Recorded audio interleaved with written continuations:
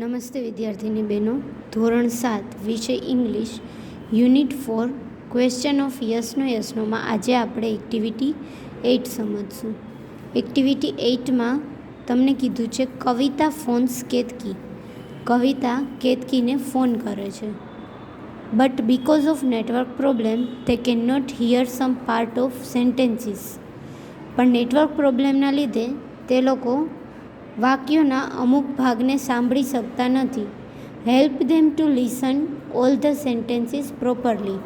તો તમારે એ લોકોને બધા વાક્ય પ્રોપરલી સાંભળવા માટે મદદ કરવાની છે. એટલે તમને અહીંયા સેન્ટેન્સીસની વચ્ચે જે બ્લેન્ક આપેલી છે એ ખાલી જગ્યા પૂરવાની છે કે એ સેન્ટેન્સમાં એ શું જવાબ આપી શકે છે, એ શું બોલશે.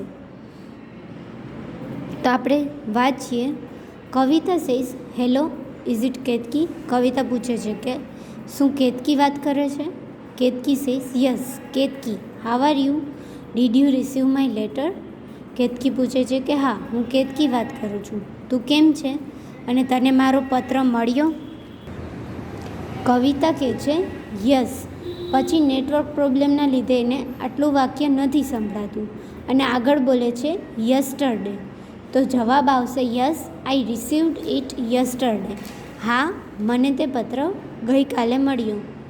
આઈ am very glad to read about Navratri. હું નવરાત્રિ વિશે વાંચીને ખૂબ જ ખુશ થઈ. Here at west Bengal we too have a festival like Navratri.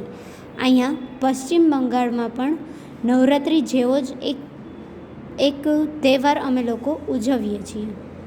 Ketaki sees how interesting. પછી પાછું વાક્ય સંભળાતું નથી. કેતકી કહે છે કે કેટલું રસપ્રદ છે અને પાછો ક્વેશ્ચન માર્ક આપેલો છે. એટલે એ શું પૂછે, what it is.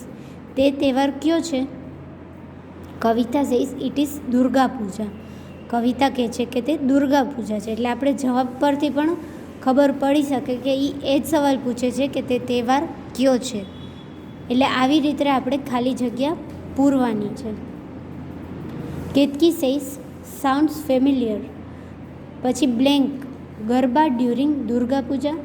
Sounds familiar એટલે સાંભળવામાં તો ખૂબ જ રસપ્રદ છે. Do you perform garba during Durga Puja. અહીંયા વચ્ચે ખાલી જગ્યામાં આવશે ડુ યુ પરફોર્મ. શું તમે દુર્ગા પૂજા દરમિયાન ગરબા કરો છો. કવિતા સેઝ બ્લેન્ક આવે છે. એ હા પાડે છે કે ના એ નથી આવતું. એટલે આપણે લખશું નો, કારણ કે દુર્ગા પૂજામાં ગરબા ન આવે. એટલે જવાબ આવશે no dear. Durga Puja is like Navratri because it is related with the mother goddess. Durga Puja છે એ નવરાત્રિ જેવી એટલે છે કારણ કે એ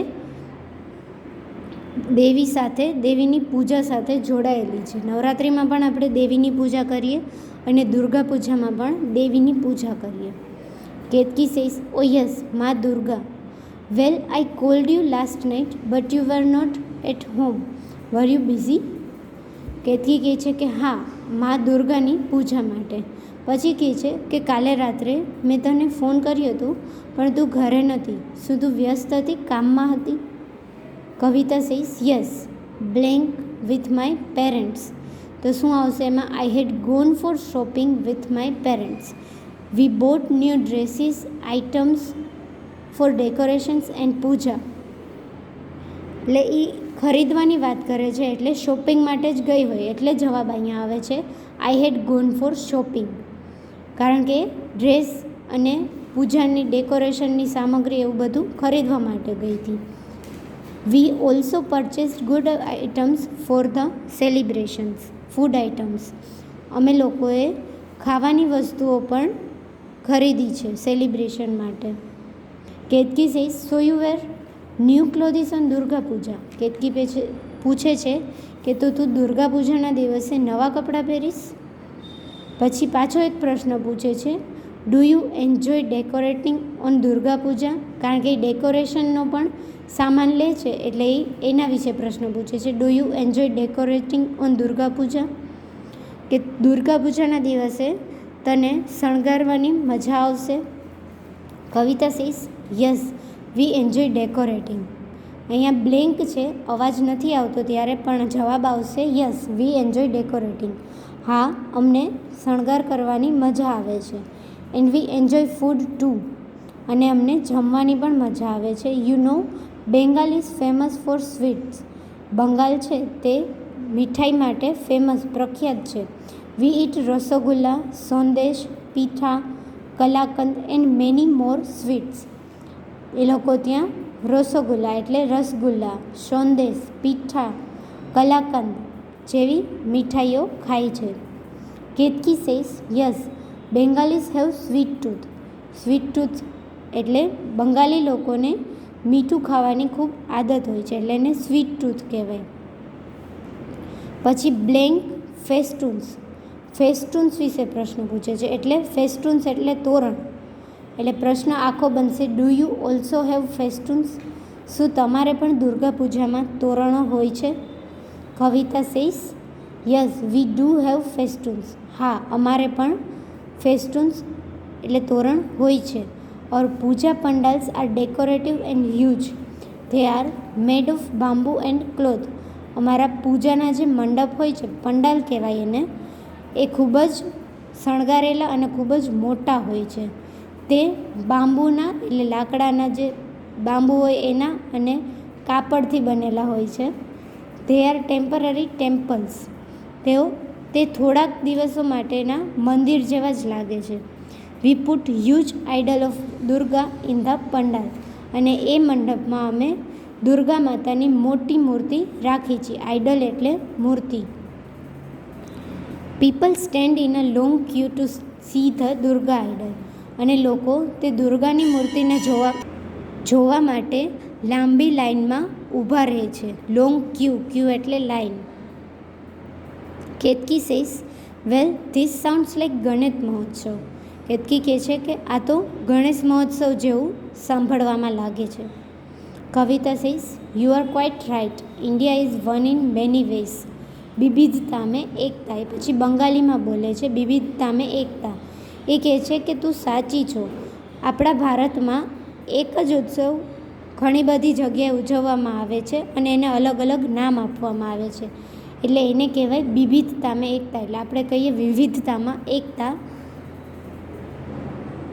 Ketaki says how lovely and do you immerse the Durga idol like Ganesh idol. Ketaki કહે છે કે કેટલું સરસ છે. શું તમે લોકો પણ ગણેશની મૂર્તિની પૂજા જેમ થાય છે એવી જ રીતે દુર્ગાની મૂર્તિની પૂજા કરો છો? ઇમર્સ એટલે પૂજા અર્ચના કરવી. Kavita says yes we also immerse the Durga idle.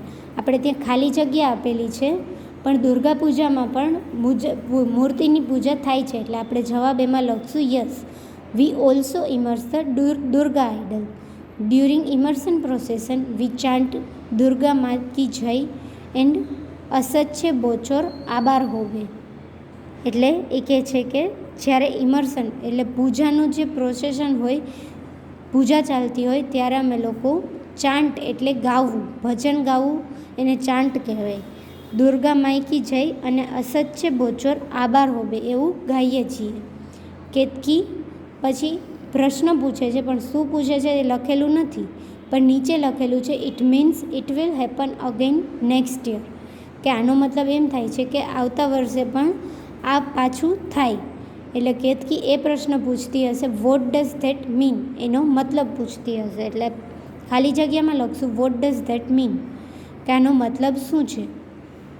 કવિતા જવાબ દે છે it means it will happen again next year. Ketaki laughs and says Kavita this also sounds familiar. Ketaki હસે છે અને કહે છે કે આ પણ ફેમિલિયર સાઉન્ડ્સ. ફેમિલિયર એટલે કંઈક પરિચિત હોય તેવું સાંભળવામાં લાગે છે. Kavita says yes dear it affirms again that Indian culture is all in one from Arunachal Pradesh to Gujarat. કવિતા કહે છે કે હા, પાછું એવું લાગે છે કે ઇન્ડિયન કલ્ચરમાં અરુણાચલ પ્રદેશથી લઈને ગુજરાત સુધી એક જ કલ્ચર છે, ઓલ ઇન વન છે. પૂજા એક જ રીતે થતી હોય પણ તેનું નામ અલગ અલગ હોય. તહેવાર બધાય અલગ અલગ ઉજવતા હોય છે, અલગ અલગ નામમાં, પણ એનું ઉજવવાની રીત તો સરખી જ હોય. કેતકી સેઝ પાછું બ્લેન્ક આવેલી છે. તો આપણે એની નીચેનું વાક્ય વાંચીએ. Kavita says why not, I will send the photograph with Bengali sweets.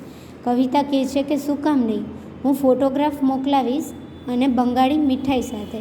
એટલે કેતકી ફોટોગ્રાફ મોકલાવાનું કહે તો જ કવિતા આવો જવાબ આપે. એટલે આપણે પ્રશ્ન કેતકી સેઝમાં લખશું, will you send me the photograph of this beautiful festival.